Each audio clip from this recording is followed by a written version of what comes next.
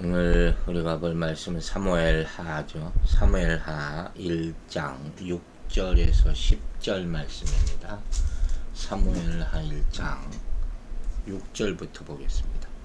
그에게 알리는 청년이 이르되 내가 우연히 길보아 산에 올라가 보니 사울이 자기 창에 기대고 병거와 기병은 그를 급히 따르는데 사울이 뒤로 돌아 나를 보고 부르시기로 내가 대답하되 내가 여기 있나이다 한즉 내게 이르되 너는 누구냐 하시기로 내가 그에게 대답하되 나는 아말렉 사람이니이다 한즉 또 내게 이르시되 내 목숨이 아직 내게 완전히 있으므로 내가 고통 중에 있나니 청하건대 너는 내 곁에 서서 나를 죽이라 하시기로 그가 엎드러진 후에는 살 수 없는 줄을 내가 알고 그의 곁에 서서 죽이고 그의 머리에 있는 왕관과 팔에 있는 고리를 벗겨서 내 주께로 가져왔나이다 하니라. 참 이상한 내용이 나오죠. 왜냐하면 우리가 이미 보았던 사울의 죽음 장면, 사무엘상에서 우리가 봤죠. 그 장면은 분명히 자살하는 장면이었어요.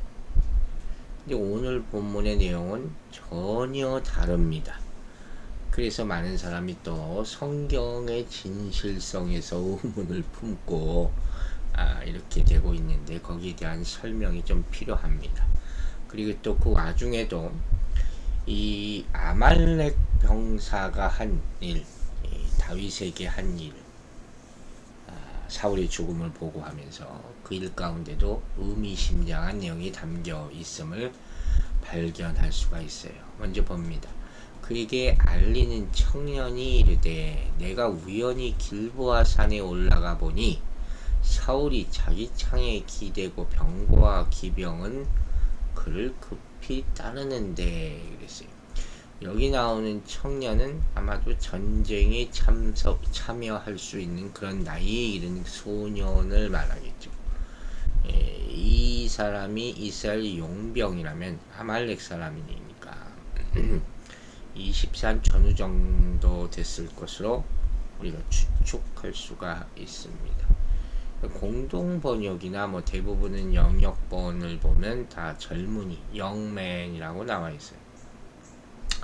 그게 크게 중요하지 않겠죠. 그런데 그 다음 날부터 조금 이상한 얘기 나오죠. 내가 우연히 보니 사울의 죽음을 우연히 봤다 하는 좀 그런 얘기가 나오기 시작하거든요. 저는 이것도 조금 의심스러워요. 이런 표현부터. 즉 아말렉 청년의 이 거짓말이 시작되고 있는 부분이다. 이렇게 저는 평가를 합니다. 왜냐하면 사무엘상 마지막 장에 따르면 우리가 봤잖아요. 사울이 죽음을 목격한 자는 그 병기든 자로서 처음부터 사울과 함께 길보아 전투에 참여했던 것으로 나와 있거든요. 이게 사무엘상 31장에 자세히 나와 있습니다. 여기 나오는 길보아산, 길보아산이 자주 나오죠.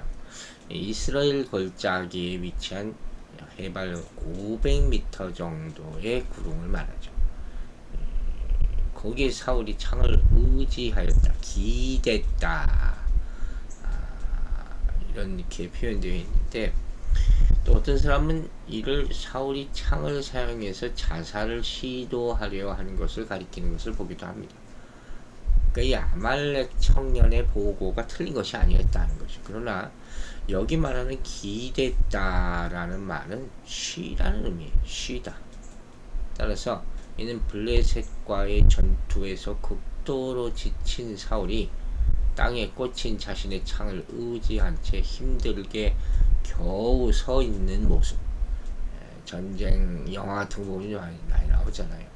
활도 많이 맞고 끝까지 싸우기 위해서 이렇게 이 땅에 꽂혀 있는 창을 붙잡고 겨우 서 있는 그런 모습을 충분히 상상해 볼 수 있어요. 아마도 제가 무슨 역사, 전쟁 이런 거 좋아해서 그런 물을 저 보기 좋아하거든요. 그런 상상력이 더 생기는 것 같습니다. 어쨌든 당시 역경에 처해 있던 사울의 비참한 상황을 표현하고 있는 것이죠. 병거와 기병이 따랐다. 이 말도 이 아말렉 소년의 거짓말이 드러나고 있는 부분이라고 볼 수 있어요. 이것도 또 주의해서 저는 봅니다. 왜냐하면 여기서 병거는 이 평지에서 사용하는 그런 도구예요. 산에서는 그 사용이 불가능해요. 거기 병거가 있었다는 것 자체가 좀 이상하죠. 사실 이스라엘군이 블레셋군을 피해서 길보아산으로 도망친 이유도 저들이 병거를 타고 추격해 오지 못하도록 하기 위함이거든요. 전차 같은 거예요, 전차. 그래서 그때 블레셋군은 병거나 기병 대신 말 타는 사람 대신 활 쏘는 자들을 동원해서 이스라엘 추격했다고 31장에 나오잖아요. 사무엘상.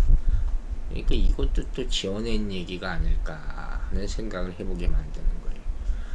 그리고 7절과 8절에도 얘기가 계속됩니다. 사울이 뒤를 돌아보아 나를 보고 부르기로 내가 대답하되 내가 여기 있나 한즉 내게 이르되 너는 누구냐 하시기로 내게 그에게 대답하되 나는 아말렉 사람이다 한즉. 자, 사울의 죽음과 관련된 이 아말렉 청년의 보고가 완전히 날조된 거짓 보고임을 들어주는 결정적 단서가 여기 나옵니다. 왜냐하면 이 사울은 이미 우리가 본 대로 할례 받지 못한 자들에 의해 죽임당할 것을 두려워했거든요. 그런데 네가 누구냐 물어보는데 내가 아말렉 사람이라 했는데 그 사람에게 죽여달라고 부탁했다는 건 어불성설이죠. 사울이 가장 수치스럽게 생각하는 것. 정말 이 청년이 아말렉 사람 맞나? 그런 의심을 할 정도로 지금 이 청년이 거짓말하고 있는 것이 점점 드러나고 있다고 밖에 볼 수가 없어요. 9절 보세요. 또 내게 이르시되 내 목숨이 아직 내게 완전히 있으므로 내가 고통 중에 있나니 청하건대 너는 내 곁에 서서 나를 죽이라 하시기로. 아말렉 사람에게 죽는 것을 수치로 여겼던 사울이 아말렉 청년에게 나를 죽여달라고 부탁을 하고 있어요. 내가 고통 중에 있다. 거의 죽어가고 있다는 것이죠. 막 이제 숨도 가빠지고 어지러워지고 정신을 잃고 가는, 게다가 이제 쫓아오는 군인들을 보고 공포나 두려움을 느껴서 정말 죽고 싶은 심정이 되는 거죠. 왕 같으면 정말 겁쟁이 왕들은 이때 포로로 잡혀 항복하거나 목숨만 살려달라고 구걸하지만 대부분의 왕들은 자기의 명예 때문에 스스로 목숨을 끊는 경우가 많죠. 근데 여기 나오는 바로 이 고통이라는 것이 두려움이라는 뜻이라면 이 두려움은 우리가 이제까지 배웠듯이 하나님을 떠난 자들에게 찾아볼 수 있는 그런 가장 티피컬한 전형적인 모습이라고 할 수 있어요. 우리가 죽음을 앞두고 항상 이런 얘기를 많이 합니다만 죽음을 앞두고 우리가 두려움을 느껴서는 안 되죠. 이제 천국으로 가는구나 하는 평안과 기쁨 속에서 그 죽음을 맞이하고 준비해야 된다는 그런 말씀입니다. 10절을 보세요. 그가 엎드러진 후에는 살 수 없을 줄을 내가 알고 그의 곁에 서서 죽이고 그의 머리에 있는 왕관과 팔에 있는 고리를 벗겨서 내 주께로 가져왔나이다. 이 구절이 참 의미심장한 거예요. 일단 그가 엎드러졌다 하는 거예요. 그 엎드렸다는 것은 어떤 의미인지 정확하게는 우리가 알 수가 없어요. 이 원어를 보니까 나팔이거든요. 나팔은 떨어졌다. 굉장히 중요한 단어죠. 떨어졌다. 악한 천사들이 떨어졌다. 그때부터 사용되는 아주 중요한 단어. 그래서 어떤 사람은 이를 사울이 창에 엎드려서 자살하는 것을 가리킨다고 또 주장을 합니다. 그러니까 대부분의 학자들은 이 단어가 사울이 블레셋에 패배하는 것, 전쟁에서 지는 것, 이것을 의미한다고 해석해요.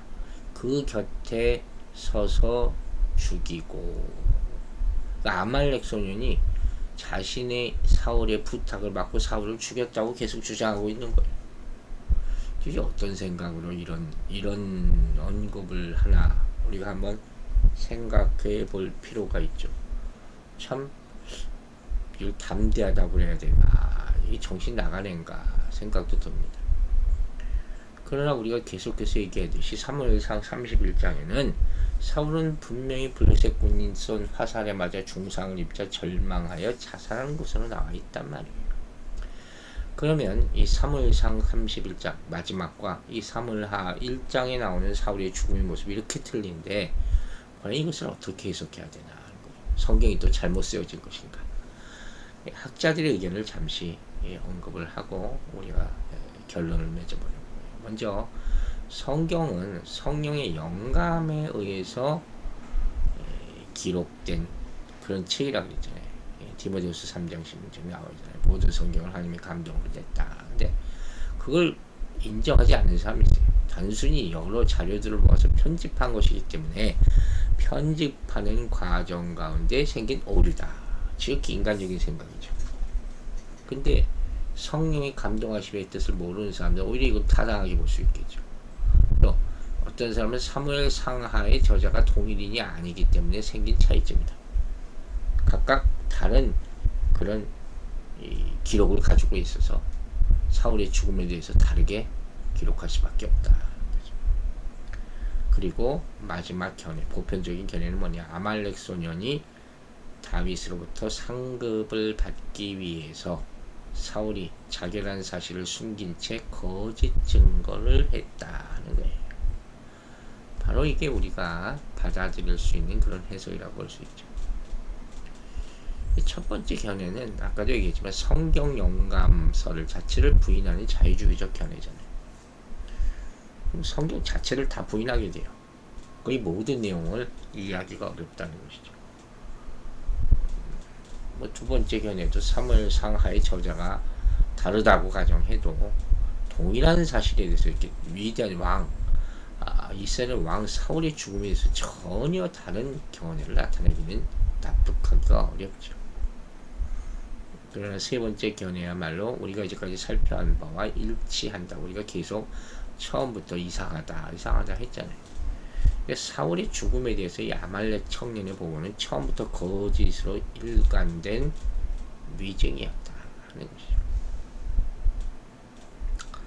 그러나 마지막 이런 내용이 나와 있어요. 그의 머리에 있는 왕관과 팔에 있는 고리를 벗겨서 내 주께로 가져왔나이다. 다윗에게 갖다 바쳤다. 머리에 있는 왕관, 이걸 갖다가 사울에게 바쳤다는 것도, 다윗에게 바쳤다는 것도 이게 참 이상해요. 지금 사울이 블레셋과의 전투를 하고 있는데, 전투에 참여한 사람이 왕관을 쓰고 합니까?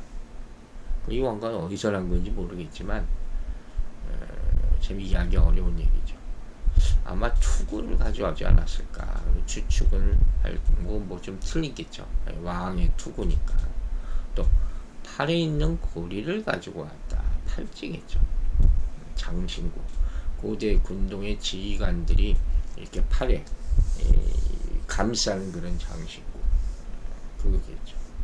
손목에도 하고 팔에도 하고 뭐 보호할 목적으로도 하고 그런 장신구를 갖다 줌으로써 이 왕이 맞습니다. 이렇게 거짓 보고를 하기 위해서 조작하는 그런 상황이죠. 그래서 일단 우리는 두 가지 중요한 사실을 발견할 수 있어요. 하나는 이 아말렉 청년은 블레셋 사람들보다 사울의 시체를 먼저 발견했다. 그러니까 이 블레셋 사람들이 먼저 발견했다면 아마 왕관과 팔의 고리를 분명히 가져갔을 것이다. 또 하나는 이 청년이 두 가지 물건을 다윗에게 주었다는 것은 뭘 상징하는가? 이게 중요해요. 사울의 왕권이 다윗에게 넘어갈 것을 상징적으로 지금 보여주고 있다는 거예요. 즉, 지금 이 청년의 행동은 다윗에 대한 충성심에서 비롯된 것이 아니라 이제 곧 왕이 될 다윗에게 잘 보이기 위한 사심에서 비롯된 것이다. 그죠? 이제 다윗의 생각을 한번 봅시다. 우리가 다윗의 말하는 것이 여기 나와 있지 않지만 지금 다윗은 자신을 죽이기 위해서 추격하는 사울을 피해서 유다를 떠나서 블레셋 시글락에 와 있었잖아요. 그러다가 이제 전쟁에 참여하게 되고 원수를 갚게 되고 하는 장면인데, 그 와중에 사울이 죽었다는 얘기를 계속 듣고 있는 거예요. 자 보세요. 우리가 이제까지 봤잖아요. 다윗에게는 사울을 죽일 수 있는 결정적인 순간이 두 번이나 있었어. 그때마다 다윗은 내 손으로는 해하지 않겠다. 엄밀히 말하면 해할 수 없다. 해야 하는 것은 하나님이 금하신 바다. 이렇게 말했어. 그런데 사울을 자기 손으로 죽일 수 있었는데도 안 죽였는데, 이제 갑자기 어떤 놈이 나타나서, 그쪽 동족이 아닌 아말렉 사람이 나타나서 내가 죽였다. 이럴 때 사울이 어땠을까요? 이거 보상을 했을까요? 다윗의 마음에도 사울을 죽이고 싶은 마음이 있지 않았겠습니까? 인간적인 생각이라. 게다가 왕관까지 갖다 바쳤어요. 내 주라고 부르고 있어요. 이 말은 이제 사울이 죽었으니까 안심하시고 왕에 오르십시오. 이것과 똑같은 일이죠. 그렇지 않습니까? 그렇다면 여러분, 다윗이 속으로 이 날을 오기를 얼마나 기다렸겠어요? 충분히 그럴 수 있죠. 이럴 경우 다시 말하면 아말렉 사람의 손에 사울의 왕관을 들여서 보냈다 하는 이 상황에서 다윗이 어떤 반응을 진짜로 보일 것인가? 지금 이 상황이 어떻게 보면 신정왕국의 진짜 왕으로 등극하기 이전에 다윗이 치러야 할 마지막 테스트였다고 볼 수 있는 거예요. 진짜 다윗의 마음이 하나님의 뜻에 합당한가? 이 청년을 통해서 이제까지 여러 찬스 가운데서, 여러 시험 가운데서 통과해 왔다면, 그러므로 분별력을 좀 가지고 본문을 관찰해 보면 이 아말렉 사람은 다윗을 넘어지게 하는, 시험하는 자로 나타났다, 이렇게 볼 수도 있는 거예요. 물론 아말렉 사람이 어떤 경로로 사울의 왕관을 손에 얻었는지는 알 길이 없죠. 아까도 얘기했지만. 그러나 분명히 이 왕관은 다윗을 그 당시 그 상황에서 유혹하기에 족한 시험이 될 수 있었다는 거죠. 여러분 기억해 보세요. 주님께서도 공생애를 시작하시기 전에 세 가지 시험을 받았잖아요. 그러니까 예를 들면 다윗이 자기 손으로 사울을 죽일 수 있던 기회, 이걸 돌로 떡덩이가 되게 하라는 시험에 비유할 수 있어요. 그렇죠? 또 왕관은 순식간에 천하만국을 보이며 이르되 이 모든 권위와 그 영광을 내가 내게 주리라. 완전히 이제 인생 역전이죠. 그런 시험이라고도 볼 수 있는 거예요. 생각해 보세요. 다윗이 만일 아말렉 사람에게 보상이라고 했다 하면 다윗에게 모든 권세와 영광을 순식간에 가져둔 자가 아말렉 사람임을 인정하는 꼴이 되고 마는 거예요. 여기 중요한 포인트가 숨겨져 있는 거예요. 여러분 이해하시겠습니까? 성경에 이에 대한 빛을 비춰주는 대목이 있어요. 바로 아브라함 스토리. 아브라함이 소돔에 살던 롯이 잡혀갔다는 소식을 듣고 롯을 구원하기 위해서 네 왕을 추격하여 격파하고 돌아왔을 때의 사건이에요. 그때 소돔 왕이 아브라함에게 말하기를 구출해온 사람은 내게 돌리고 물품은 내게 취하라, 이렇게 말합니다. 여기에 아브라함이 뭐라고 반응합니까? 천지의 주제이시오 지극히 높으신 하나님 여호와께서 내가 손을 들어 맹세하노니 내 말이 내가 아브라함으로 치부하게 하였다 할까 하여 내게 속한 것은 실한 노르라기 들매끈 한 가닥도 내가 가지지 아니하리라. 일축해버려. 절대로 나는 그 전리품을 취하지 않겠다. 이게 믿음의 사람 아브라함의 진짜 모습이에요. 여러분 신앙생활 하는 사람에게 유들이라는 건 통하지 않는 거예요. 답답하게 여겨져도 완고하게 여겨져도 그런 타협은 믿음이 없음을 오히려 나타내는 거예요. 아마 다윗이 왕위에 오르게 되는 것이 자신의 명예나 영광을 위해서라면 오히려 이 일이 다윗을 결정적으로 도와주는 일이 될 수가 있겠죠. 그 중에 하나가 될 수 있겠죠. 그러나 하나님이 택하셔서 메시아 왕국의 예표의 왕으로 세우고자 한다는 구속자의 관점에서 본다면 다윗은 이 마지막 관문을 그의 나라와 그의 의에 합하도록 통과해야만 했던 것입니다. 이제 다윗이 어떻게 반응하는지 계속 보도록 하겠습니다. 기도하겠습니다. 하나님 아버지, 오늘 말씀을 통해서 속이는 자들이 우리를 시험하고 있다는 사실을 깨닫게 하심을 감사드립니다. 우리가 믿음을 정하였으면 끝까지 순수하게 지키게 하여 주시옵소서. 세상의 수많은 욕들에 흔들리지 말게 하여 주시고, 우리의 갈 길 가운데 놓여 있는 가시밭길들, 또 수많은 유혹의 세력들을 올곧은 믿음으로 이겨내게 하여 주시옵소서.